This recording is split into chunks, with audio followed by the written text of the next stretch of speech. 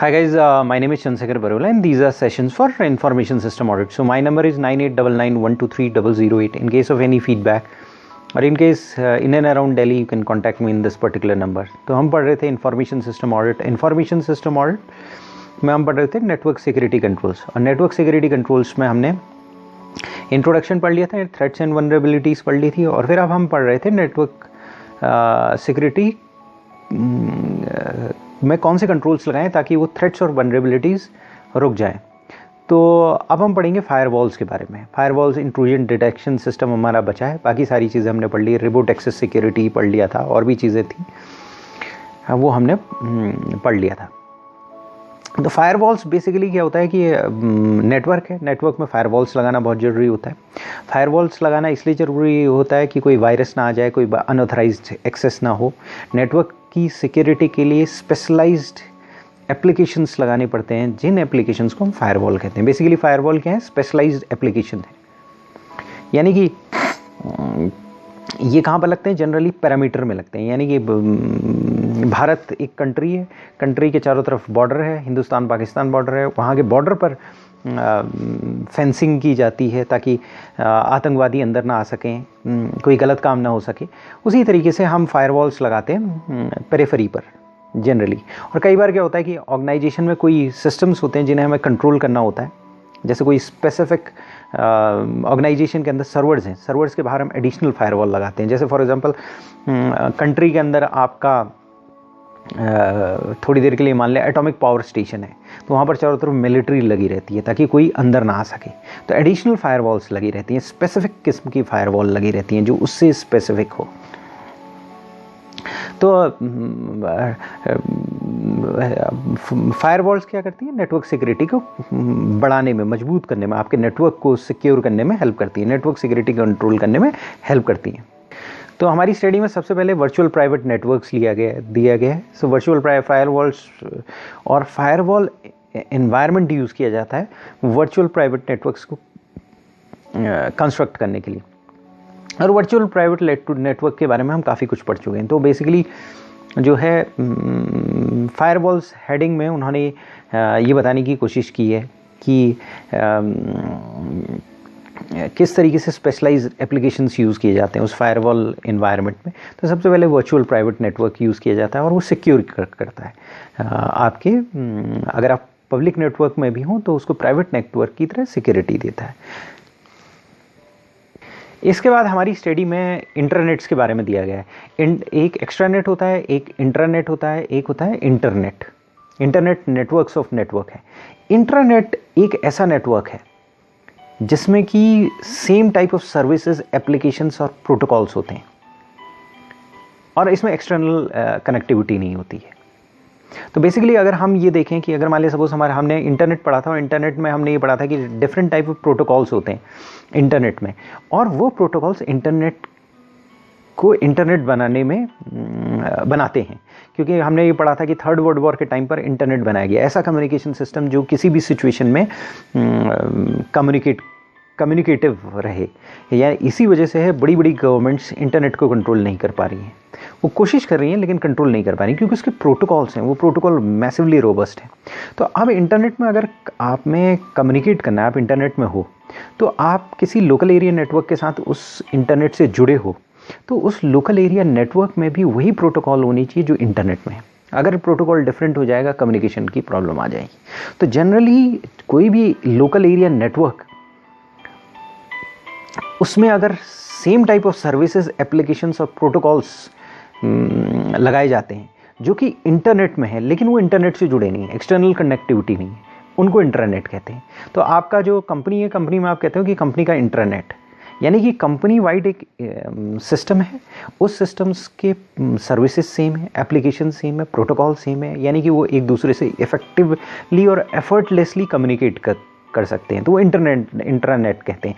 एक चीज़ और है कि इंटरनेट, ऐसे भी इंटरनेट बनाए जा सकते हैं जो इंटरनेट के प्रोटोकॉल से डिफरेंट प्रोटोकॉल हो, लेकिन फिर बाहर कम्युनिकेट नहीं कर पाएंगे वो, मतलब इंटरनेट से कम्युनिकेशन नहीं कर पाएंगे वो। इंटरनेट से कम्युनिकेशन करने में उसको डिफ़िकल्टी होगी, प्रोटोकॉल कन्वर्टर यूज़ करना पड़ेगा, यानी उसके प्रोटोकॉल अलग हैं, आपके प्रोटोकॉल अलग हैं, तो दोनों की भाषा अलग होगी। एक की चाइनीज़ भाषा होगी, एक की जैपनीज़ भाषा होगी, तो चाइनीज़ वाले को जैपनीज़ से बात करने के लिए जैपनीज़ एक कन्वर्टर की ज़रूरत पड़ेगी।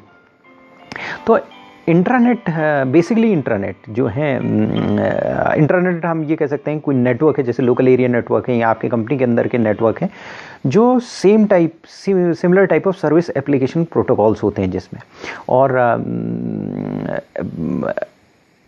इसमें एक्सटर्नल कनेक्टिविटी नहीं होती है। जो सबसे इम्पॉर्टेंट चीज़ है, इसमें एक्सटर्नल कनेक्टिविटी नहीं होती है।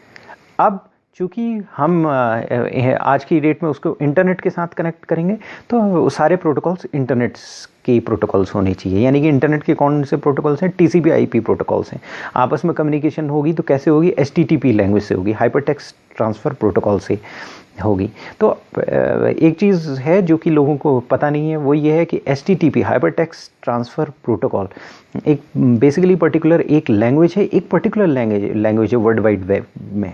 वर्ल्ड वाइड वेब एक बहुत बड़ी चीज़ है जिसका एक, जो कि HTTP एक पर्टिकुलर लैंग्वेज यूज़ करता है, HTTP hypertext transfer protocol use करता है।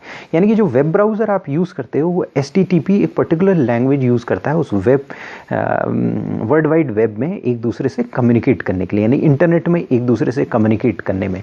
तो वर्ल्ड वाइड वेब बहुत बड़ी चीज़ है, यानी उसमें और लैंग्वेजेस भी हो सकती हैं, और तरीके से कम्युनिकेशन भी हो सकते हैं, दूसरे वेब ब्राउज़र्स भी बनाए जा सकते हैं, दूसरी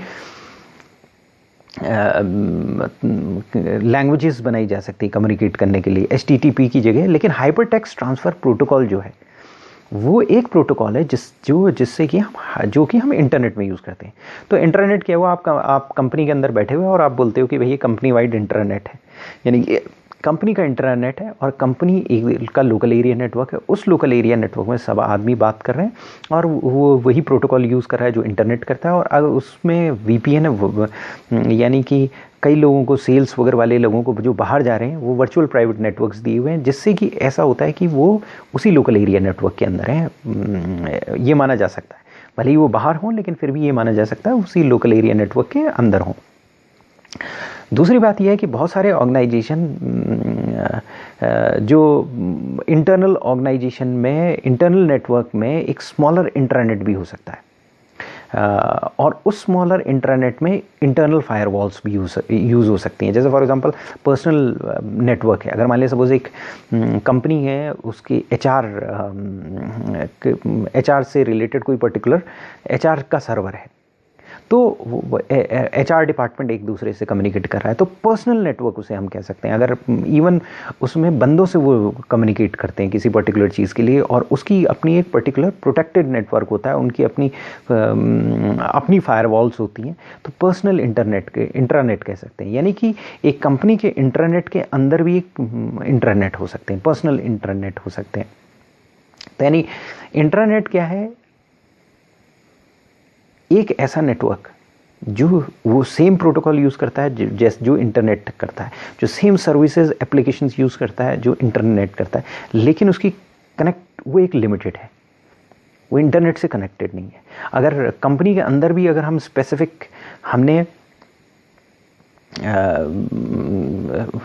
कुछ स्पेसिफिक कंपनी के अंदर पर्सनल इंटरनेट क्रिएट कर सकते हैं, और जो इंटरनेट्स होते हैं वो वही प्रोटोकॉल एप्लीकेशन यूज़ करते हैं जो इंटरनेट करता है। तो उसके अंदर जो सिक्योरिटी इश्यूज आएंगे वही आएंगे जो इंटरनेट में आएंगे। तो यानी कि अगर मान लें सपोज हम इंटरनेट की सिक्योरिटी की इम्प्लीमेंटेशन करेंगे, तो इंटरनेट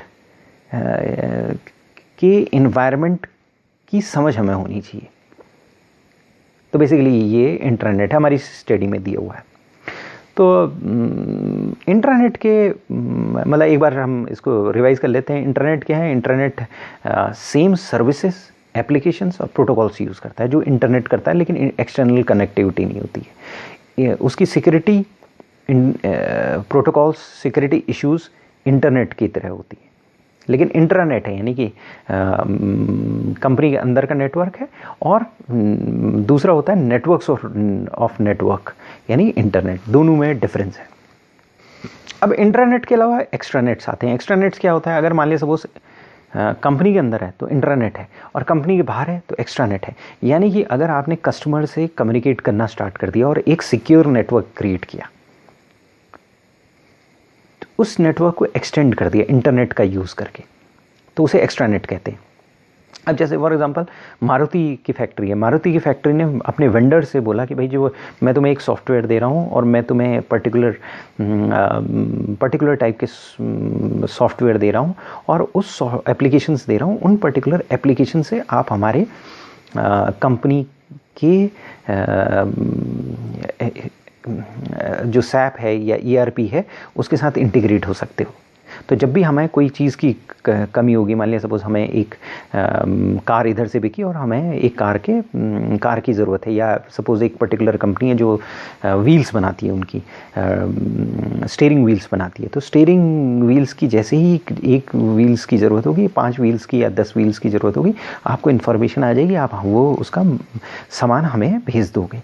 तो ये एक पर्टिकुलर एक्सटर्नल कम्युनिकेशन हुआ है, ये बिज़नेस टू बिज़नेस कम्युनिकेशन हुआ है। यानी एक बिज़नेस जब एक कंपनी दूसरी अपनी एंसिलरी कंपनी से बात कर रही है बिज़नेस के लिए, तो B2B कम्युनिकेशन हुआ। तो B2B कम्युनिकेशन में एक इंट्रानेट दूसरे इंट्रानेट से कम्युनिकेट कर रहा है थ्रू इंटरनेट, इसको एक्स्ट्रानेट कहते हैं। यानी कि 2 इंट्रानेट आपस में कम्युनिकेट कर रहे हैं इंटरनेट के थ्रू, इसको एक्स्ट्रानेट कहते हैं। तो VPN अगर यूज़ हो रहा है वो भी एक्स्ट्रानेट में आता है। इंटरनेट में क्या होता है कि केवल कंपनी के अंदर आप बैठे हो और कुछ नहीं कर रहे हो, बाहर से कम्युनिकेट नहीं कर रहे हो, तो वो इंटरनेट का पार्ट होता है। इंटरनेट कंपनी के अंदर एक पर्टिकुलर कंपनी के अंदर या कॉलेज के अंदर या एक पर्टिकुलर जोग्राफिकल लिमिट के अंदर आप एक नेटवर्क क्रिएट करते हो जो इंटरनेट जैसा नेटवर्क होता है, और लेकिन उसे बाहर कम्युनिकेट नहीं करते हो, उसे बोलते हैं इंट्रानेट, यानी कंपनी के अंदर का इंट्रानेट। जहाँ से VPN स्टार्ट हो जाता है वहाँ से एक्स्ट्रानेट स्टार्ट हो जाता है। जहाँ पर से 2 इंट्रानेट आपस में कम्युनिकेट करने लगते हैं इंटरनेट का यूज़ करके, उसे एक्स्ट्रानेट कहते हैं। तो 3 हैं, एक है intranet, internet, extranet. Intranet intra बिल्कुल अंदर, इंटरनेट पूरी तरह पब्लिक, एक्स्ट्रानेट 2 इंटरनेट आपस में बात करते हुए, उसे एक्स्ट्रानेट कहते हैं। और एक्स्ट्रानेट किसके लिए यूज़ किया जाता है? ताकि VPN यूज़ किया जा सके। अगर VPN यूज़ हो रहा है तो वो इंट्रानेट नहीं है, एक्स्ट्रानेट है। अगर कंपनी के अंदर एम्प्लॉय आपस में कम्युनिकेट कर रहे हैं वो इंट्रानेट है, आपस में बात हो रही है वो इंट्रानेट है। अगर मान लिया सपोज़ मेरा एक ऑफिस बॉम्बे में है और मेरा सप्लायर भी बॉम्बे में है और मैं अपने सप्लायर से कम्युनिकेट कर रहा हूँ, तो उसका एक इंटरनेट होगा, हमारा एक इंटरनेट होगा, दोनों इंटरनेट आपस में कम्युनिकेट कर रहे हैं, ये एक्स्ट्रानेट कहलाता है। तो एक्स्ट्रानेट को हम ये कह सकते हैं कि बिज़नेस टू बिज़नेस कम्युनिकेशन के लिए यूज़ किया जाता है। 2 इंटरनेट को ज्वाइन किया जाता है इंटरनेट के द्वारा और एक्स्ट्रानेट किया जाता है। तो एक्स्ट्रानेट क्या करता है? हमारा लिमिटेड कंट्रोल्ड एक्सेस देता है रिमोट यूज़र को, और उसके लिए ऑथेंटिकेशन की ज़रूरत होती है, इंक्रिप्शन की ज़रूरत होती है। एक्स्ट्रानेट में वही करैक्टरिस्टिक्स होते हैं, इंट्रानेट के करैक्टरिस्टिक्स होते हैं, बस केवल एक चीज़ को छोड़कर। इंट्रानेट एक फायरवॉल इन्वायरमेंट के अंदर होता है। जैसे ही आप फायरवॉल इन्वायरमेंट से बाहर निकले और दूसरी जगह से आपने कनेक्टिविटी कर ली, तो वो हो गया एक्स्ट्रानेट क्रिएट हो गया। तो यानी कि फायरवॉल से जैसे ही बाहर गए वैसे ही एक्स्ट्रानेट क्रिएट हो गया। तो एक्स्ट्रानेट का पर्पज़ क्या होता है? एक्स्ट्रानेट का पर्पज़ ये होता है कि जो सेंसिटिव इन्फॉर्मेशन है वो स्पेसिफिक रिमोट यूज़र या ऑर्गेनाइजेशन को मिल जाए, जैसे आपके सेल्स के बंदे हैं उनको मिल जाए, या आपके एंसिलरी इंडस्ट्रीज़ हैं उनको मिल जाए। तो वो क्या होता है कि जनरल यूज़र को उसकी अथॉरिटी नहीं होती है, केवल किनको अथॉरिटी होगी? स्पेसिफिक लोगों को अथॉरिटी होगी, और उसके लिए ऑथेंटिकेशन का यूज़ किया जाता है। तो एक्स्ट्रानेट भी TCP/IP प्रोटोकॉल्स यूज़ करेगा, उसके में भी वही स्टैंडर्ड एप्लीकेशन सर्विसेज यूज़ होंगी जो इंटरनेट में यूज़ होती हैं या इंट्रानेट में यूज़ होती हैं। तो बेसिकली इन जो एक्स्ट्रानेट है उससे आप क्लाइंट से कम्युनिकेट करते हो, कस्टमर से कम्युनिकेट करते हो, और उसमें सिक्योरिटी आपको रखनी पड़ती है, various degree of authentication, logging, encryption, यानी कि कोई भी व्यक्ति अंदर आ रहा है तो उसके लॉग्स होनी चाहिए, इनक्रिप्शन होनी चाहिए, ऑथेंटिकेशन होनी चाहिए, ये सारी चीज़ें होनी चाहिए। इसके बाद हमारी स्टडी बोलती है इसके बाद का जो टॉपिक है वो ये सिक्योरिंग अ फायरवॉल, कि आप किसी फायरवॉल को कैसे सिक्योर करोगे। आपने फायरवॉल तो लगा दी, फायरवॉल उस फायरवॉल को कैसे इम्प्लीमेंट करोगे, उसको कैसे सिक्योर करोगे। तो जो फायरवॉल बनती है वो फायरवॉल्स जनरली क्या होती है, एक कंपनी के पैरामीटर में लगाई जाती है। और फायरवॉल जो है मिनिमल फीचर सेट होते हैं उसके, कि भाई वो वायरस को रोकेगी, ये रोकेगी, कोई पर्टिकुलर चीज़ों को रोकेगी। ये ज़रूरी नहीं है कि आपके कोई एप्लीकेशन हो तो उसमें कई फीचर्स को रिस्ट्रिक्ट फायरवॉल नहीं कर सकती। मालूम पड़ा आपका ये पास एक एप्लीकेशन प्रोग्राम है और आप किसी से कम्युनिकेट कर रहे हो तो उसमें एक्स्ट्रा ऑथेंटिकेशन आपको लगाना पड़ेगा। ये फायरवॉल का मतलब ये है कि मिनिमल फीचर सेट्स वो उसमें इम्प्लीमेंट किए जाएंगे, मिनिमल फीचर सेट्स किए जाएंगे। मतलब वो लोएस्ट कॉमन डिनोमिनेटर अप्रोच में काम करती है, यानी कि एक पर्टिकुलर लेवल का सिक्योरिटी देगी, मिनिमम सिक्योरिटी देगी। यानी कि कोई वायरस आ रहा है उसको देखेगी, कोई चीज़ें हैं उसको देख रही है, लेकिन आपके पास स्पेसिफिक एप्लीकेशन सॉफ्टवेयर लगा हुआ है और एक डेटाबेस है, उस पर कोई भी बाहर का आदमी अगर एंट्री पा गया तो उससे केवल फाइनेंस का मालूम पड़ा डेटा है तो केवल फाइनेंस वाले को ही उसका एक्सेस होना चाहिए। तो उसके लिए क्या है, एक्स्ट्रा लॉगिन और एक्स्ट्रा ऑथेंटिकेशन, ये सारी चीज़ें होनी चाहिए। तो अगर मान लिया सपोज आप सबसे पहले आपको क्या करना पड़ेगा, फायरवॉल लगाने से पहले आपको जिसे कहते हैं हार्डनिंग ऑफ सिक्योरिटी एप्लीकेशंस करनी पड़ेगी। यानी कि आपके जितने भी सिक्योरिटी के एप्लीकेशंस हैं उन्हें फाइन ट्यून करना पड़ेगा फायरवॉल लगाने से पहले। फायरवॉल लगाने से पहले आपको ये देखना पड़ेगा कि वो सारे सिक्योरिटी फीचर्स, जितने भी आपके सिक्योरिटी एप्लीकेशन हैं, जितने भी ऑपरेटिंग सिस्टम्स हैं, जितने भी आपके एप्लीकेशन सॉफ्टवेयर्स हैं, उसमें जो सिक्योरिटी विदाउट फायरवॉल होनी चाहिए वो है कि नहीं है। इसे हार्डनिंग कहते हैं। एक बार आपने ये एक ऑपरेटिंग सिस्टम है, आपके सिक्योरिटी एप्लीकेशंस हैं, आपके और बाकी एप्लीकेशंस हैं, उनको मिनिमम सिक्योरिटी प्रोवाइड करती, जो प्रोवाइड करनी चाहिए कि एप्लीकेशन सॉफ्टवेयर हैं जिनको एक्सेस देनी चाहिए उन्हीं को एक्सेस मिलनी चाहिए, उसमें पर्टिकुलर लॉग्स होनी चाहिए। ये सारी चीज़ें कर ली, उसके बाद आप फायरवॉल लगाओगे और फायरवॉल लगा के आप मिनिमल फीचर सेट आपको और अवेलेबल होंगे जो एक्स्ट्रा सिक्योरिटी करेंगे। यानी कि मालूम पड़ा आपने हिंदुस्तान के बाहर तो बॉर्डर में तो सिक्योरिटी लगा दी, फायरवॉल लगा दी, लेकिन अपने घर पर ताला नहीं लगाया, तो हो सकता है पड़ोसी ही भी आकर आपके घर को प्रॉब्लम क्रिएट कर दिया। तो आपके शहर की सिक्योरिटी अलग होनी चाहिए, आपके घर की सिक्योरिटी अलग होनी चाहिए, आपके कंट्री की सिक्योरिटी अलग होनी चाहिए। वेरियस सिक्योरिटी पैरामीटर्स हैं। तो बॉर्डर में जो सिक्योरिटी लगेगी वो मिनिमम सिक्योरिटी होगी कि वहाँ से कोई आतंकवादी अंदर ना आ जाए। लेकिन अगर आ गया, कोई भी व्यक्ति आ गया, तो आपके घर के अंदर नहीं घुसना चाहिए, आपके शहर के अंदर नहीं घुसना चाहिए, आपके स्टेट के अंदर नहीं घुसना चाहिए। तो वहाँ पर अलग अलग लेवल की सिक्योरिटी होगी। तो फायरवॉल कहाँ किस में काम करता है, लोएस्ट कॉमन डिनोमिनेटर में काम करता है बेसिकली। तो बेसिकली आपको हार्डनिंग प्रोसीजर्स करने पड़ेंगे। हार्डनिंग प्रोसीजर्स फायरवॉल के इंस्टॉलेशन के टाइम पर या उससे पहले करने पड़ेंगे, और जो सबको जो सिक्योरिटी होनी चाहिए वो सिक्योरिटी उनकी स्पेसिफिक ऑपरेटिंग सिस्टम्स और उनकी सिक्योरिटी होनी चाहिए।